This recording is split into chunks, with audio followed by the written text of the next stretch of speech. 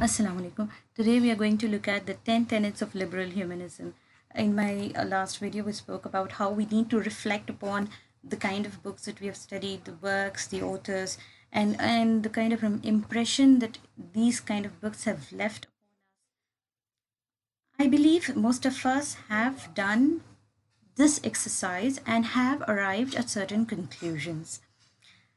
But today we're going to look at the conclusions that Peter Barry himself has arrived at and take references from those and compare them with our own attitude or our own observations. So when we speak of tenets here, we are talking about the philosophy behind that underlie the, the conventional approach to or the conventional practice of literary study. So the first tenet would be the attitude. Kind of attitude we have towards literature. We have built this kind of attitudes. So what happens whenever we look at a book and I'm able to relate to it, we feel that it is a good book because it speaks to us, it speaks to me, it speaks to you. No matter what age it has been written in, no matter what form it has been written in, it somehow speaks to your heart beyond time. So as Ben Jonson says of Shakespeare, it is he was not of an age but for all time. So when Shakespeare speaks of you know sonnet 116, love is not love, which alters when it alteration finds. A sentiment that transcends all boundaries of age and time and gender and the socio-political scene or anything else for that matter. Yeah, what was true some 1,500 years I mean what was true some 700 years ago is still true. Yeah, again speaks to what is constant in human nature. Human nature has certain things that is constant irrespective of how many revolutions come and go, how many developments we experience in terms of the industry or the society or the economy. Are there are certain aspects of human nature that remain unchanged. It transcends the limitations and peculiarities of the age it is written in. Okay. It is news which stays new, according to Ezra Pound's definition of literature. It is news. News as in something that you read and find out anew. But the very next day, every news becomes stale. It grows old. But a good book, it would always remain new because whenever, no matter how many times you read it, whenever you go back to it, you will find something new to learn, new to experience, new to feel. Okay, that this is the general attitude we have developed over a period of time of studying English literature. Now tenet 2. Tenet 2 would be that the text contains its own meaning within itself. See, in class during maybe your UG or PG, whatever, we are told to look at every text from different perspectives. So we can put it in the Marxist perspective, or the feminist, or the psychoanalyst, or like at a like school level, we're made to look at the socio-political concerns of a work or the literary influence that the writer had before creating the work, or the historical influence the writer had, or the autobiographical elements, like for instance, like Charles Dickens' novel, David Copperfield. Yeah, we look into the autobiographical element of like in Oliver Twist and David Copperfield and all those things. Again, in Jane Eyre, we look at the autobiographical element. But what most of the time we are told is that at least we feel, is that the words on the page is of prime importance. It should suffice, it would suffice to simply read what is out there on the page, read the text alone without the context. The context is not required. Okay. Irrespective of the socio-political effect it had, or whether it's or socio-political origin it might have had, What matters is the words on the page. Tenet 3 would imply that the text should be detached and isolated for better understanding. Of course, when you remove it from the socio-political, literary, historical, autobiographical context, you would get a detached and isolated text that speaks for itself. Now, how does it speak for itself? Through close reading, through intrinsic reading. What you do is you look at the text, you read it line by line, you try to understand what it alone says without the context in which it originated, to see the object as in itself it really is. Okay, so that gives you a better understanding of the text. Forget about what the author intended. Okay, the author is dead and gone. What matters is the work. Okay, so it would give a better understanding. Now again, tenet 4, it deals with the nature, human nature, which is unchanging. Well, of course, every human nature undergoes certain changes, but what matters is that the human passions, emotions, experiences, they just go through again and again and again throughout the age, throughout the history of human life, throughout the history of the world, actually. So this consistency is more crucial than innovation. So we want every person, irrespective of what age they are born in, to behave exactly the same way as we do. Of course, there are certain you know changes in terms of understanding or behavioral patterns, wherein the inventions or the innovations and discoveries have brought about a kind of the revolutions that have brought about a certain changes in attitude of people. But underneath it all, our basic passions, our basic emotions and basic experiences, they don't undergo any change. As Alexander Pope, I mean, this quote is from Alexander Pope: what oft was thought but never so well expressed. So he's speaking about wit. Wit as in the sole basis, that is the sole element necessary for a work of art, or for a work of literary art. So what has been taught again and again, multiple times, maybe 1,000, 10,000 times, but a good book expresses it so well that it has never been, it is unprecedented. Okay. Tenet 5. Individuality has a unique essence. So what happens is the character, we spoke about how the human nature is unchanging. Now we're talking about the characters. The characters in a book, or even outside a book for that matter, can change, but cannot be transformed, cannot completely transform. Why? Because the individuality is so forceful that it could transcend all forces of society, experience, and language. Okay, it cannot be inhibited, it cannot be limited. See, for instance, if you're reading a work in which there is a hero and a villain, and the villain towards the end, who's like the villain who is bad to the core, who's vicious and committing crimes, all of a sudden, if you see him groveling at the feet of the hero and saying that I'm going to reform, you would obviously not believe it, right? You'd feel that he's just faking it. Of course, he's faking it. There is no possible change. I mean, there's no way possible that he could completely transform himself. He may change for a time being under pressure, but once the situation has been removed, once the pressure has been removed, he would revert back to his original state. That's why most critics generally look at Ebenezer Scrooge, Dickens' Christmas Carol's character. Ebenezer Scrooge's transformation towards the end of the work, preposterous, because it is not quite possible for one character who has been a miser, a greedy miser, all through his life, at a crippling old age, miraculously reforms. That is not quite possible. I'm a huge fan of Dickens myself, but this one thing is something that is beyond my understanding. So the individuality has its unique essence, and it transcends all forms, all boundaries. Tenet 6. Tenet 6, what is the purpose of literature?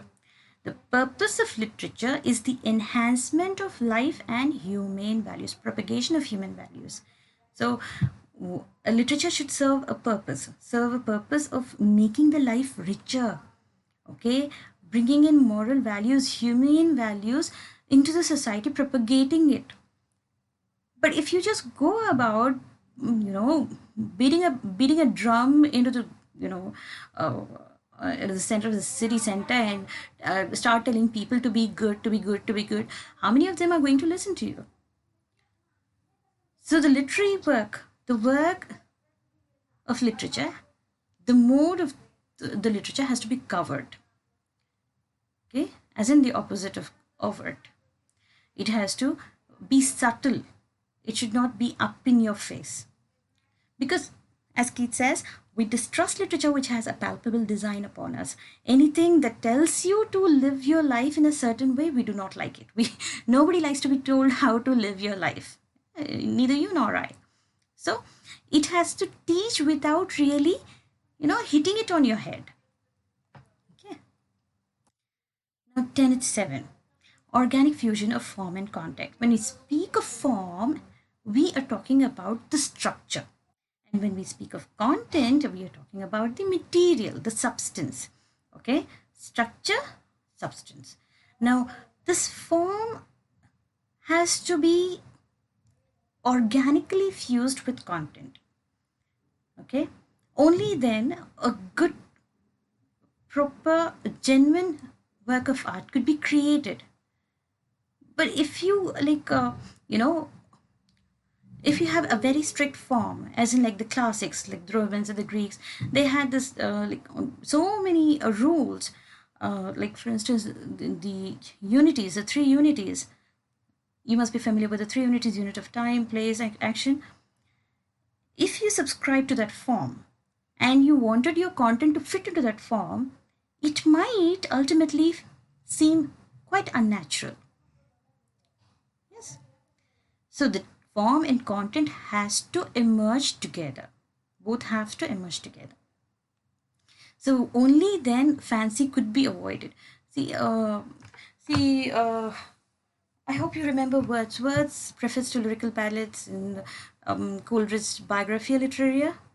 They mostly speak about form and content. What they talk about is how the form cannot be super added, okay, to the content. So you have content. If you are like going to decorate it with flowery language, it would seem unnatural. And that was a fall. Some critics accuse Milton of doing that. Okay, but then of course he created this epic work. Okay, but see again, Coleridge speaks of this fancy and imagination. Imagination would be a superior form of thinking, superior form of creative activity. So when form and content come naturally fused, you would be working at the secondary imagination level. Okay. Tenet 8. Sincerity, significant quality of literature. So what is the main quality of literature? It has to be sincere. It has to be true to experience. It has to be honest toward itself. It has to have the capacity for human empathy and compassion. That is the quality which resides within the language of literature. So if the language of literature cannot empathize with or have compassion for humanity, if it cannot be honest toward itself, if it is too pompous and showy and it's just made to show its geniusness or the genius of the artist, or it just deals with borrowed experience and does not really relate to the first-hand experience, it would reek of falseness. There would be a kind of insincere effort put by the writer that does not really relate well with anyone can relate well with. So sincerity is to be discovered in the avoidance of cliche. Cliche as in something that has been so often used that the expression itself has become redundant. You don't really want to listen to it again. You don't really want to use it again and again. Okay, so avoidance of cliche, avoidance of overinflated expressions, as in like what could be expressed subtly. You don't really have to go on top of a mountain and scream your lungs out into the hills. No, an expression of love could be done just as easily, just as well, and far more powerfully by few words, few very subtle words. Yeah. So overinflated expressions, if they are avoided, and if cliche is avoided, that would show a certain amount of sincerity of expression in the work. Again, you need to look at how the artist has used first-hand individualistic description. So the description has to be individual. It has to be the individual's first-hand experience. It should have understated expression of feeling. Understated expression of feeling, as in the feeling is not screamed out. It's not too loud or gauche. It has to be subtle. That kind of a sensitive poet or writer would be able to bridge the gap between language and material with implicit expression. So there is language, there is material. There are things I want to say, and there is a way of saying it. So the words I use to convey what I think or what I feel would both go together, and both would speak well together. They wouldn't stand out. Okay. Tenet 9. Good literature silently shows and demonstrates. So good literature would not tell you anything, it will show you, it will demonstrate for you. So there are ideas in head, but ideas alone in an abstract sense are useless. They don't hold any value. They have to have a concrete embodiment. So English literature is known for its tactile enactment. So when you read literature, you actually feel it. You get a sensuous immediacy, as if you're sensing it right away, right next to it. You are feeling with the heroine. If she's going through a huge trouble, you feel with her. If there is a child who is begging for money, you who wants some more gruel, you just want the child to get it. There is a kind of sensuous immediacy. All your senses are engaged in it. Concrete representation of thought. Concrete representation of thought, as in every thought has to have a concrete representation. Concrete as in physical representation. It has to be felt and seen and in your head, of course, but still it has to have concrete representation. Tenet 10. So finally we come to the task of literary criticism. What is a literary critic supposed to do? What is the function of literary criticism? First of all, the function of literary criticism is to interpret the text. A critic has to interpret the text, to mediate between the text and the reader. All right. So the job of the literary critic would be to read the text and tell the reader all its finer nuances. Of course, the reader can read for himself or herself, but then that reading would be merely for the sake of enjoyment, entertainment, and it wouldn't be complete. But when a critic who has a far deeper understanding of the ways of writing, or the modes and methods and the components, the elements that make a work beautiful, good or bad, or ugly, that job could be done only by the critic, and he or she would help the reader understand the work better. Only theoretical account is not the prime task. Theory is not enough. It is not the major point here. For instance, there is a possibility that people might end up thinking that theory is just convoluted, layers upon layers of just thought, idea. That should not be the case. That is not the case actually. It has to amount to something. It is theory itself is not the prime task. Okay. Pervasive distrust of preconceived ideas. Now we'll be looking at a lot of preconceived ideas. We are generally full of them. Okay. Preconceived ideas. I don't remember who, but someone said common sense is the collection of prejudices acquired by age 18. So this, what we believe is common sense. We judge everything based on our sense, on our ideas, whatever preconceived ideas. We have already formed a certain opinion, and based on that opinion, based on that idea, we measure everyone. Yeah. So we have to have a pervasive distrust. It has to be pervasive. It has to be fully. We have to be fully immersed in it. Okay.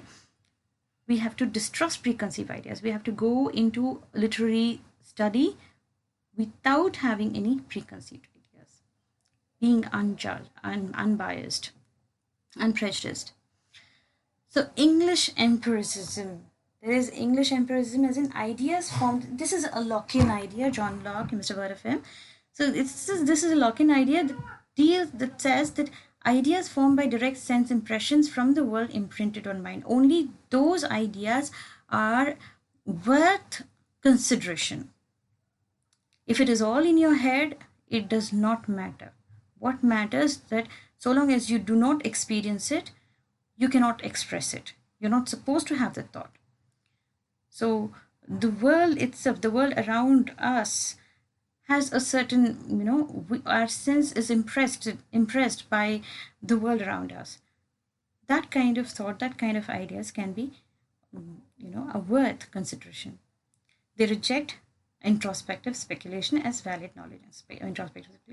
Introspective speculation would mean the ideas that are simply in our heads and do not cater to anything else. So these are the 10 philosophies, or rather the underlying themes that you often find in the English study. So criticism is nothing but understanding and analyzing literature at a more deeper, more fundamental level, more elemental level. And this is what we are going to be doing later on. In the next class, in the next lecture, maybe we'll be dealing with all the theories, all the criticism that have come from Aristotle till F.R. Lewis. Okay, so till then, see you, thank you, and stay safe. Assalamu alaikum.